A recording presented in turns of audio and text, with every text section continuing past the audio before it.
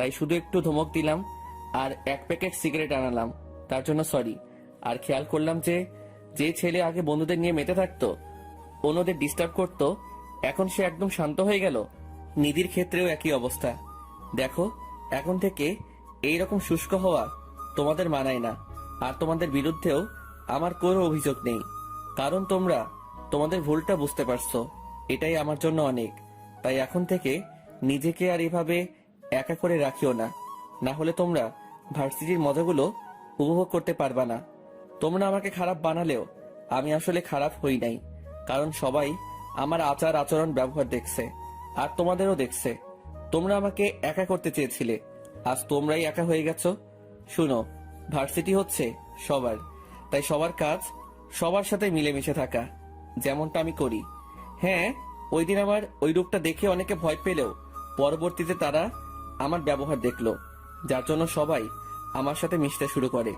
শুধু ক্লাসমেটরাই না, পুরা ভার্সিটির সবাই আমাকে এখন মাথায় করে রাখে, কারণ আমার মধ্যে 2 নম্বরে কিছু দেখে নাই, বরং এটাই দেখছে যে আমি কেমন। আজকে সিনিয়র ভাই আর আমার বন্ধু বান্ধবীরা মিলে আমাকে দুষ্টামি গণপিটানি দিছে। তাতে আমার অসুবিধা নাই। ফ্রেন্ড সার্কেল, ভাই বন্ধুদের মধ্যে এমন চলেই। আর আমি শিওর এখন তারা আমাকে খুঁজতেছে সরি বলার জন্য। দেখলাম ভালোবাসা দিয়ে সকল কিছু অর্জন করা যায়, যা টাকা দিয়ে অর্জন করা যায় না। তাই আমিও বলবো, এখন থেকে নিজের পাওয়ার দিয়ে না, ভালোবাসা দিয়ে মানুষের মন জয় করতে শিখো। কারণ পাওয়ার দিয়ে মানুষ উপরে হুকুম করলেও কিন্তু ভিতরে সেই মানুষগুলো তোমাদের খারাপ কথাই বলবো। আর এখন থেকে নিজেকে একা করে রেখো না, সবাই একত্রে মিলে ভার্সিটি লাইফের মজা নাও, না হলে সময়টা মিস করবা। আর তোমাদের ছেলে মেয়েদের কি শোনাবা? বলবা আমরা তেমন কিছুই করি নাই, আমরা খালি পড়াশোনায় করে গেলাম বা গুন্ডামি করেই গেলাম। আর একটা কথা, এখন থেকে আর নিজেকে আড়ালে রাখবা না তোমরা। আমাদের গ্রুপে কিছু ফ্রেন্ড লাগবে, তোমরা চাইলে আমাদের গ্রুপে জয়েন করতে পারো। রিহানার নিধি আমার দিকে হা করে তাকিয়ে আছে। ভাই সত্যি করে বলেন তো, আপনি আসলে কি জিনিস? আরে আজব কথা তো, আমি মানুষ ছাড়া কি হব? কিন্তু আমাদের এত সহজে ক্ষমা করে দিলে? কারণ তোমরা তোমাদের ভুল বুঝতে পারছো, আর তখন তোমরা শয়তানের ধোকায় পড়ে এমন করছো, আর এখন তোমরা ভালো হয়ে গেছো। তাই আমার মনে তোমার বিরুদ্ধে কোনো অভিযোগ নেই। আর এখন থেকে তোমাদের দুজনের মধ্যে যে আপনি করে কথা বলবে, তার আমাকে প্রতিদিন 1000 টাকা করে জরিমানা দিতে হবে। বন্ধুদের মধ্যে আপনি আপনি বললে কেমন খারাপ দেখায়, তুই করে বললেই ঠিক আছে, তুমি করে বললে নিজেকে একটু অন্যরকম লাগে। ভাই সত্যি আমরা অনেক অনুতপ্ত, তোমার সাথে আমরা যা করেছি তার জন্য সরি। আরে বেটা, বন্ধুদের মধ্যে no thank you, no sorry, only গালাগালি। তারপর নিধি আর রিহান খাবার খেতে লাগে, আর আমিও আস্তে করে উঠে বিলটা দিয়ে আসি। তারপর তাদের কাছে বসে পড়ি, আর তারাও খাবার শেষ করে। ওকে, আমি এখন যাই, আর আমাকে এফবিতে রিকোয়েস্ট দিয়ে দিস, সেখানেই কথা হবে। ওকে। বলেই সে আমাকে জড়িয়ে ধরে আর বলতে লাগে, ভাই সত্যি তোমার মতো মানুষ হয় না, এত বড় অপরাধ করলাম তারপরে আমাদের কিছুই করলে না। ধুর শালা, বললাম তো অনুতপ্ত হইছিস, এটাই অনেক। আচ্ছা, তোর কোনো বোন আছে? বোন দিয়ে কি করবি? না, শালা বললাম তো, তাই চিন্তা করলাম সত্যিকারের শালা বানাই নেই। আচ্ছা আমি যাই, পরে কথা হবে। আচ্ছা যা। থ্যাংক ইউ অন্তর, আমাদের ক্ষমা করে দেওয়ার জন্য। আহ, তারপর আমি সেখান থেকে তাদের থেকে বিদায় নিয়ে চলে গেলাম মেসে। সত্যি আজ অনেক ভালো লাগতেছে, কারণ আজ আমি ভালোবাসা দিয়ে সকলের মন জয় করতে পারলাম।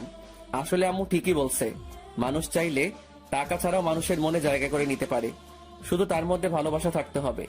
তবে যাই বলি, ক্যালানি তো সেই খাইলাম, কিন্তু আমি এতটুকু শিওর এখন সবগুলো আমাকে নিয়ে চিন্তায় আছে।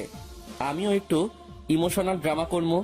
এইসব চিন্তা করতে করতে মোবাইলটা হাতে নিয়ে নেট অন করলাম। শালার মেসেজের অভাব নাই, সিনিয়র ভাইরা আপুরা তো মেসেজ দিয়ে ভরাই রাখছে, সবাইকে তো আর মেসেজ দিতে পারবো না। তাই টাইমলাইনে একটা পোস্ট করলাম, তারপর নেট অফ করে দরজা মুখোমুখি লাগিয়ে আমার বিছানায় গিয়ে চোখ বন্ধ করে শুয়ে পড়ি, আর ছোট একটা পাওয়ার ন্যাপ দেই। সন্ধ্যাবেলা আমার ঘুম ভাঙে, দেখলাম শিয়াবতার খাটে শুয়ে আছে, আর আমাকে উঠতে দেখে শালা বলা শুরু করে, কি রে হারাবি, ঘুম ভাঙলো তোর? কখন আসছিস? আরে বিকেলে আসছি, আর এসে দেখি তুই ঘুমাচ্ছিস। মামা, আজকে হেতেরে যা জ্বালাইছি না, একের সেই লেভেলের। যাই কর, ওভার কিছু করিস না। তারপর উঠে আমি চলে গেলাম হাত মুখ ধুতে। আর এসে আমি বলি, নাস্তা কি খাবি? সালা, নাস্তা নিয়েই আসছি। ছোলা বুট মুড়ি, সাথে আছে পেঁয়াজু, আলুর চপ আর বেগুনি। আলুর চপ পেঁয়াজু আমার, বেগুনি তুই খা। সালা, দুজনের জন্য আনছি, 3টা আইটেম থেকেই। আচ্ছা যা। তারপর নাস্তা করে নিলাম আর পড়তে বসে পড়লাম। সাথে শিহাবের সাথেও কথা বলতেছি। এরপর খুব মনোযোগ সহকারে 2 ঘন্টা পড়লাম। এরপর ফোনে নেট ওপেন করলাম আর দেখি নিধি আর রিহান ফ্রেন্ড রিকোয়েস্ট পাঠাইছে। তাই তাদের অ্যাকসেপ্ট করে তাদের সাথে অনেকক্ষণ কথা বলি। তবে আজকে সাইমাকে দেখলাম না, কেন জানি তার জন্য একটু চিন্তা হচ্ছে। তাই চিন্তা করলাম সাইমার একটা ফ্রেন্ডকে নক দিয়ে জিজ্ঞাসা করে জেনে নেই সাইমা আজকে ভার্সিটি আসে নাই কেন। আমি সাইমার একটা ফ্রেন্ডকে নক দিলাম, তার নাম তিন্নি। হ্যালো আপু, আসসালামু আলাইকুম। কেমন আছো অন্তর? জি আলহামদুলিল্লাহ ভালো, আপনি কেমন আছেন? এই তো আমিও ভালো আছি, কিন্তু আজকে সবাই মিলে তোমাকে মারলো কেন? আরে আপু বলিয়েন না। তারপরে ঘটনা লিখে পাঠালাম। তিন্নি তো হাসির এমোজি দিয়ে আমাকে আরো লজ্জায় ফেলাই দিল। তারপর তিন্নি বলে, অন্তর, আমি তোমার ক্লাসমেট, তাহলে আমাকে আপু বলে ডাকছো কেন? আসলে আমার অভ্যাস হয়ে গেছে, আমি নতুন কোনো মেয়ের সাথে কথা বললে আপু বলেই ডাকি। এখন থেকে আপু বলে ডাকবা না, আর আপনিও বলবা না। আমি মানা করে দিলাম, যদি আর একবার আপু বলে ডাকো তাহলে তোমার কপালে দুঃখ আছে। তুমি যা বলো। আচ্ছা, আজকে সাইমা ভার্সিটি আসে নাই কেন? আসলে সাইমার জ্বর ছিল, তাই সে ভার্সিটিতে আসে নাই। ও, এখন কেমন আছে সে? মেডিসিন ঠিক মতো নিছে তো?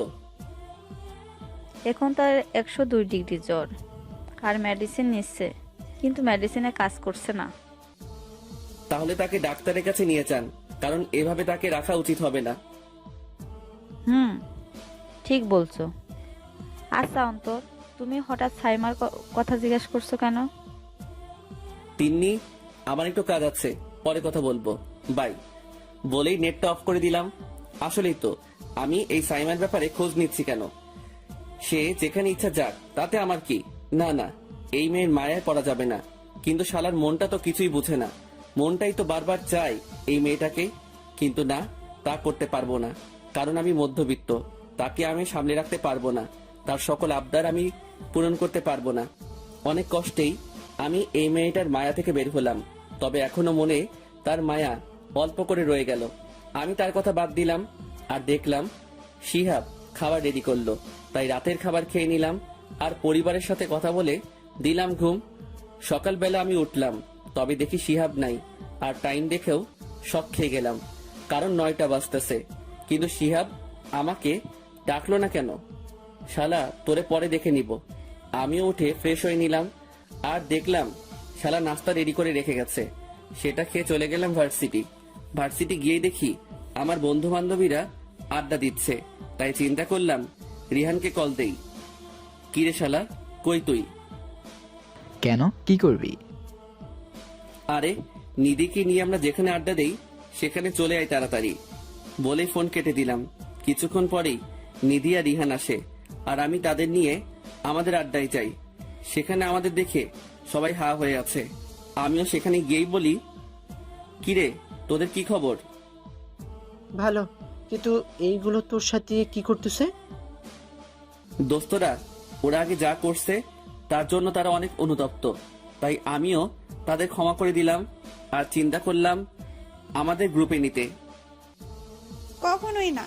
তারা তোকে কি করছে আর তুই এত সহজেই তাদের ক্ষমা করে দিবি? আর বলতেছিস তাদের আমাদের গ্রুপেও নিবি? মাথা ঠিক আছে তোর?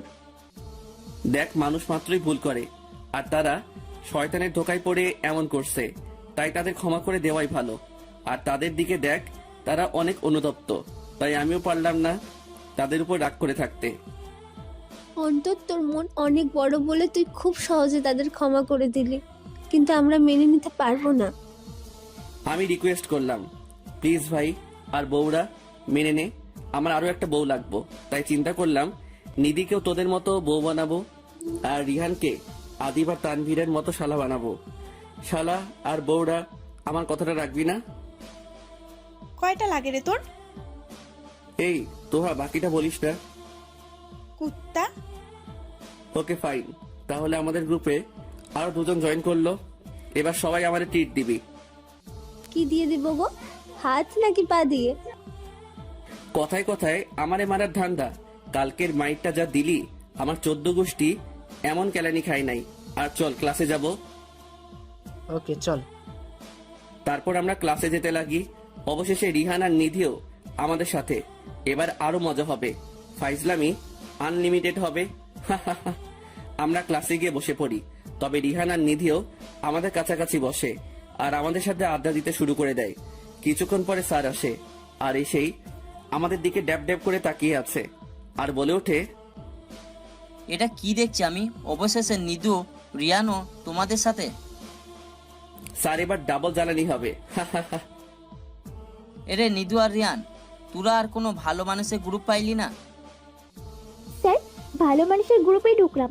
আর চিন্তা করিয়েন না, আগে এরা মিলে আপনার খোঁজ খবর রাখতো, আর এখন আমরাও রাখবো। কি মজা! সব কয়টা ফাজিল। আর আপনি আমাদের লিডার।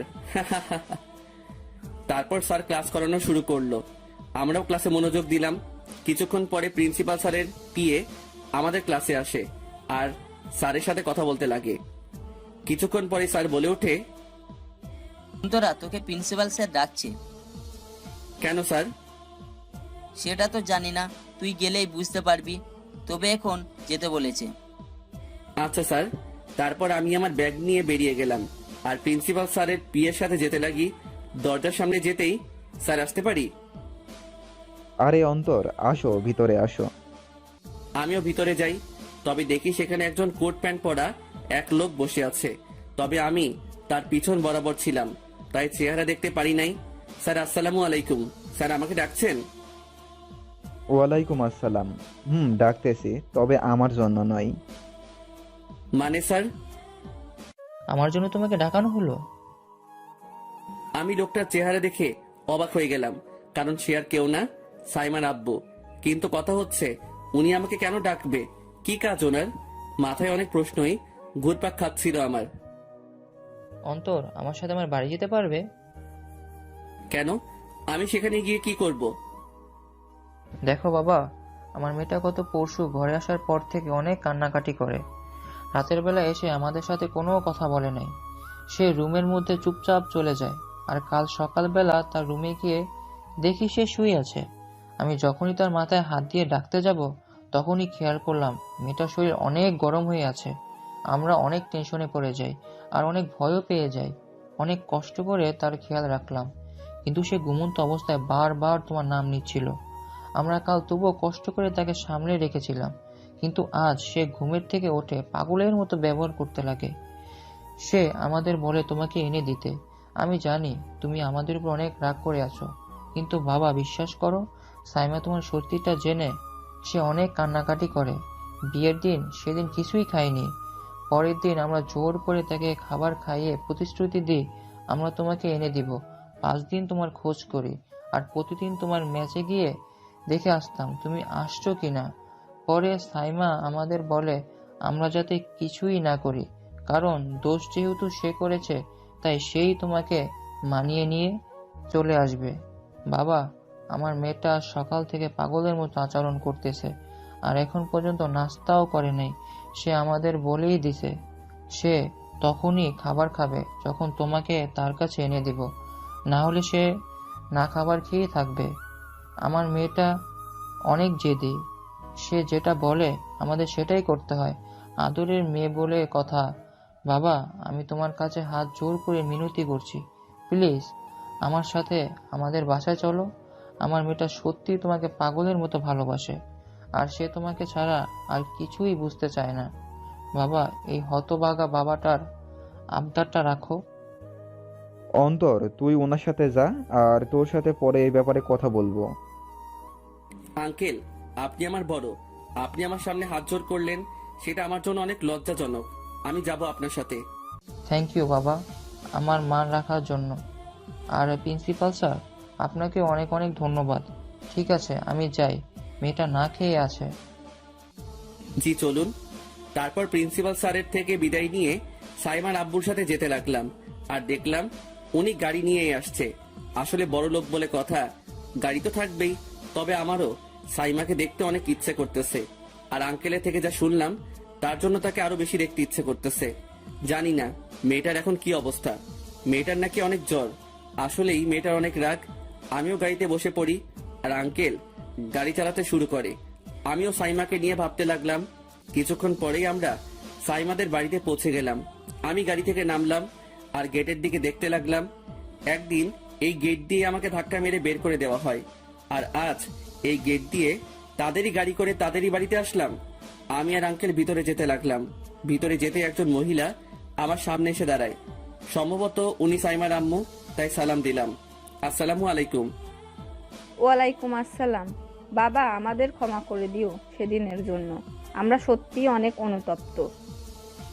আরে আপনি আমার আম্মুর মতো, ক্ষমা চাইতে হবে না, মানুষ মাত্রই ভুল। বাবা, আসো আমার সাথে, আমি তোমাকে সাইমার রুমে নিয়ে যাই। জি চলুন। তারপর আমি সাইমার আম্মুর সাথে সাইমার রুমের দিকে যেতে লাগি। আমরা রুমের সামনে যেতেই সাইমার আম্মু আমাকে বলে, বাবা, সাইমা কাল থেকে কিছুই খায়নি। তুমি কষ্ট করে মেয়েটাকে কিছু খাইয়ে দিও। মেয়েটা তোমাকে দেখার জন্য পাগল হয়ে গেছে। জি আন্টি, আপনি চিন্তা করবেন না, শুধু নাস্তাটা দিয়ে যান। আচ্ছা বাবা, তুমি রুমে যাও, আমি নাস্তা নিয়ে আসতেছি। না আন্টি, আপনি নাস্তা নিয়ে আসুন, আমি নাস্তা নিয়ে রুমে যাব। এমনি গেলে আমাকে গিলে খাবে। হা হা হা। আচ্ছা বাবা। তারপর আন্টি চলে গেল নাস্তা আনতে, আর আমিও বাইরে অপেক্ষা করতে লাগলাম। আসলে মনের মধ্যে এক অজানা ভয় কাজ করতেছে। জানি না সাইমা আমাকে পেলে কি করবে। যদি সেও আমাকে কিল ঘুষি দেয়, না না, সেটা সে করবে না। এমনি কালকের মায়ের ব্যথা এখনো যায়নি। আমি এইসব চিন্তা করতেছি, আর আন্টি নাস্তা নিয়ে আসলো। কি হলো বাবা, তোমাকে একটু চিন্তিত দেখাচ্ছে। না মানে এমনি। এই নাও বাবা। জি ধন্যবাদ, কিন্তু এখানে 2 প্লেট নাস্তা কেন? বাবা, 1 প্লেট সাইমার জন্য আর 1 প্লেট তোমার জন্য। আন্টি আমার পেট ফুল, আমি নাস্তা খাবো না, আমি সাইমাকে খাইয়ে দিব। তবুও ভিতরে নিয়ে যাও। আচ্ছা আন্টি। তারপর নাস্তার ট্রেটা নিয়ে আস্তে করে রুমের ভিতরে গেলাম। দেখলাম সাইমা ম্যাডাম খাটে ঘুমিয়ে আছে, তবে তার মুখ শুকনো শুকনো লাগতেছে। আমিও আস্তে করে নাস্তার ট্রেটা সাইমার টেবিলে রাখি, আর সাইমার খাটের দিকে গেলাম। খেয়াল করলাম সাইমার চুলগুলো, যা দেখতে অনেক সুন্দর লাগতেছে। আসলে এতদিন সাইমার চুলগুলো দেখতে পারি নাই, কারণ সাইমা হিজাব করে বাইরে চলাচল করত। কিন্তু আজ তার চুলগুলো দেখলাম ঘন কালো রং, যা দেখতে অপরূপ লাগতেছিল। আমিও তো মুগ্ধ নয়নে দেখতে লাগলাম। হঠাৎ সে নড়ে ওঠে, আর আমিও ভয় পেয়ে যাই। সে খাটে উঠে বসে। আমি তাকে বলি, গুড মর্নিং ম্যাডাম। ঘুম ভাঙলো তাহলে? Good morning. সাইমা উঠে ওয়াশরুমে চলে যায়। সে মনে হয় আমাকে খেয়াল করে নাই, আর আমিও তার এই অবস্থা দেখে হাসতে লাগলাম, আর চিন্তা করতে লাগলাম তার ঘুমন্ত অবস্থাটাকে। সত্যি দেখতে একটা বাচ্চার মতোই লাগতেছিল। হঠাৎ সাইমা ওয়াশরুম থেকে বের হয়, আর আমাকে দেখেই সে দৌড়ে এসে আমাকে জড়িয়ে ধরে আর বলে, তুমি আসছো কলিজা, আমার কিছুই ভালো লাগে না। তুমি আমাকে এড়িয়ে চলো, সেটা আমার সহ্য হয় না। আমি জানি আমি অনেক অন্যায় করেছি তোমার সাথে। আমি তোমার সম্পর্কে না জেনেই তোমাকে দোষী বানিয়েছি, কিন্তু এখন আমি বুঝতে পারছি তুমি আমার জন্য কত মূল্যবান জিনিস। আমাকে ক্ষমা করে দাও আমার কাজের জন্য। আমি সত্যি অনেক অনুতপ্ত। আর একটিবার আমাকে সুযোগ দাও, আমি তোমাকে ছাড়া বাঁচবো না। প্লিজ আমাকে আর এড়িয়ে চলে কষ্ট দিও না। আমি পারবো না তোমার অবহেলাগুলো নিতে। আমি সত্যি তোমাকে মন থেকে ভালোবাসি, আর আমি তোমাকে হারাতে চাই না। আচ্ছা, এই কথাটা এখন বাদ দেন, আগে নাস্তা করে ওষুধ খেয়ে নিন। তুমি আমাকে ছাড়িয়ে নিলে কেন? আর আমাকে আপনি আপনি করে বলতেছো কেন? দেখো, আর একটিবার যদি আমাকে আপনি ডাকো, তাহলে আমিও খাওয়া দাওয়া বন্ধ করে দিব। আর আস্তে আস্তে করে নিজেকে শেষ করে দিব। অন্তত আমাকে ক্ষমা করে দাও। আমি আমার ভুলটা বুঝতে পারলাম। আর কষ্ট দিও না আমাকে, আমি আর এই কষ্ট নিতে পারতেছি না। না হলে এক কাজ করো, আমাকে তোমার নিজ হাতেই শেষ করে দাও। আমি আর এই কষ্ট নিতে পারবো না। আরে আজব, উল্টাপাল্টা কথা বলতেছেন কেন? আর আমি মেয়েদের আপনি আপনি করে কথা বলি, এটা আমার অভ্যাস হয়ে গেছে। তোর অভ্যাসের গোষ্ঠী রেখে লাই। তুই আমাকে তুমি করে বলবি না মানে? আমি তো আজকেই তোর মুখে তুমি করে বলিয়েই ছাড়বো। বলেই সাইমা আমার কলার ধরে খাটে ছুঁড়ে মারে, আর সেও আমার উপর চড়ে বসে আর তার ঠোঁট দিয়ে আমার ঠোঁট চেপে ধরে। অনেকক্ষণ পরে আমাকে ছেড়ে দেয় আর দুজনেই হাঁপাতে থাকি। আপনি আমাকে মারার প্ল্যান করছেন নাকি? অল্পের জন্য বেঁচে গেলাম। তোর আপনি রে তো আমি। আবার সাইমা তার ঠোঁট জোড়া দিয়ে আমার ঠোঁট জোড়া নিজের দখলে করে নিল আর কিছুক্ষণ পরে ছেড়ে দিল আর বলতে লাগে, আপনি বলের ফুটতে গেছে এবার। আল্লাহ, পিচ্চি পোলাটারে এই আপামনি দম বন্ধ করে মারার প্ল্যান করে আছে। আমারে বাঁচাও তুমি। এই কি বললা তুমি? আমি আপামনি তাই না? তোমাকে তো আমি। বলেই কিল ঘুষি মারা শুরু। আল্লাহ গো, মরে গেলাম গো, বাঁচাও কেউ আমাকে। আমাকে আপামনি বলা হয়েছে না, এইবার মার খাও। সাইমা, কাল গণধোলাই খাইছি আর আজকে তোমার মায়ের খাইতেছি। আমার প্রতি কি একটু দয়া করতে পারো না? হ্যাঁ করতে পারি, তবে আমার কিছু শর্ত আছে। কি শর্ত আছে তোমার? এই তো গুড বয়, তাহলে শোনো। এক, আমাকে এখন তোমার নিজ হাতে নাস্তা খাইয়ে দেবে, সাথে ওষুধও খাইয়ে দেবে। দুই, খাওয়ার পর আমাকে তোমার বুকে মাথা রাখতে দিতে হবে। তিন, আর এখন থেকে আমি যা বলবো তাই শুনবে। আর আগে যেমনভাবে প্রতিদিন চকলেট দিতে, ঠিক সেভাবেই প্রতিদিন চকলেট দিবা, বুঝেছো? তুমি আমার কে গো যে আমি তোমার এই শর্তগুলো মানবো? তোর বউ লাগে না, মানে এখন আপাতত তোমার হবু বউ হই আর কি। দুনিয়ায় কি মেয়ের অভাব পড়ছে নাকি? আপনার মতো একজনকে আমার বউ বানাবো? আমি অন্য কাউকে পছন্দ করি। তুই আবার আমাকে আপনি করে বললি? আর কি বললি তুই? অন্য কাউকে পছন্দ করিস তুই? আমি থাকতে তোকে অন্য কারোর হতে দিব না। তুই আমার জিনিস, আর যে আমার জিনিসের চোখ দেবে তাকে আমি মেরে ফেলবো, বুঝেছিস? সাইমার এই রূপ দেখে আমি ভয় পেয়ে গেলাম। প্রায় বলতে পারেন সাইমা আর আমি একই কোয়ালিটির। পুরাই আমার রূপ দেখাই দিল, তবে ফিমেল ভার্সন ডেভিল। বুঝতে হবে না কার জিনিস। আমি সাইমার দিকে তাকাই আছি, তবে তার চোখে পানি দেখতে পাচ্ছি। তাই সাথে সাথে তাকে আমার কাছে টান দেই আর জড়িয়ে ধরি। আমার লাইফে যদি অন্য কেউ হতো, এতদিনে আমাদের বিয়ে হয়ে যেত। কিন্তু তোমার থেকে ভালোবাসা পাইনি বলে আমিও সেই ভালোবাসা নামক অনুভূতিটা থেকে নিজেকে আড়াল করে রাখলাম। তবে একটা কথা মানতেই হবে, যে যেমন তার চয়েসও তেমনই হয়। আর চলো নাস্তা করে নাও, ওষুধ খেতে হবে। সাইমা আমার কথা শুনে খুশি হয়ে গেছে, তাই সেও আমার উপর থেকে সরে বসে আর আমি নাস্তার ট্রেটা নিয়ে আসি। তারপর নিজ হাতে তাকে নাস্তা করিয়ে দিচ্ছি। সে তো মহা খুশি। তার মধ্যে আমি বিশ্বজয়ের খুশি দেখতে পারতেছি। আসলে মেয়েটার মধ্যে কি আছে আল্লাহই জানে। আমি চাইতাম মেয়েটার থেকে নিজেকে দূরে রাখতে, কিন্তু যখনই তার সামনে যাই মনের ভিতরে এক অন্যরকম অনুভূতি কাজ করে। আমি সাইমাকে খাইয়ে দিচ্ছি আর সেও বাচ্চাদের মতো খাচ্ছে। হঠাৎ সে তার হাত দিয়ে খাবার নেয় আর আমার মুখের দিকে ধরে। আমি নাস্তা করেই আসছি, তুমি খাও। ওই চুপচাপ মুখ খোলো, না হলে ভিটামিন দিব। কি আর করব, মুখ খুলতে হলো আর সেও আমাকে খাইয়ে দিতে লাগলো। নাস্তা খাওয়া শেষ করেই আমি সাইমাকে নিজ হাতেই ওষুধ খাইয়ে দিলাম। এরপর নাস্তার প্লেট রাখার পরপরই সে আমাকে টান মেরে খাটে ফেলাই দেয় আর সে আমার উপর চড়ে আমার বুকে মাথা রেখে শুয়ে পড়ে।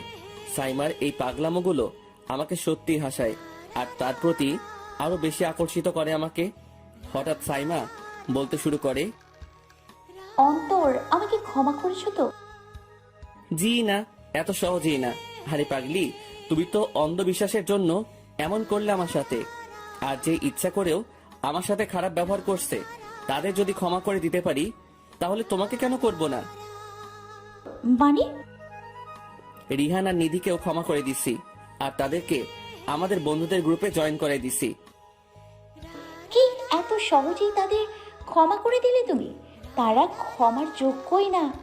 তারা আমাকে তোমার বিরুদ্ধে ব্যবহার করেছে আর আমার চোখে তোমাকে খারাপ বানিয়েছে, আর তুমি কি না? দেখো সাইমা, মানুষ যখন শয়তানের ধোকায় পড়ে তখন তারা এমনই কাজ করে, আর তারা তাদের কৃতকর্মের জন্য অনেক অনুতপ্ত, তাই তাদের ক্ষমা করে দেওয়াই ভালো। অন্তর, আমি জানি না আমি কি এমন ভালো কাজ করলাম যার জন্য তোমাকে পেলাম। আমি সত্যিই তোমাকে পেয়ে অনেক বড় কিছুই পেলাম। যার মনে আছে মানুষের জন্য পজিটিভ থিঙ্কিং, আর সে খুব সহজেই মানুষকে ক্ষমা করে দেয়। আমি যদি তোমাকে হারাতাম তাহলে মনে হয় অনেক বড় কিছুই হারিয়ে ফেলতাম। মাঝে মাঝে তোমাকে মানুষ মনে হয় না।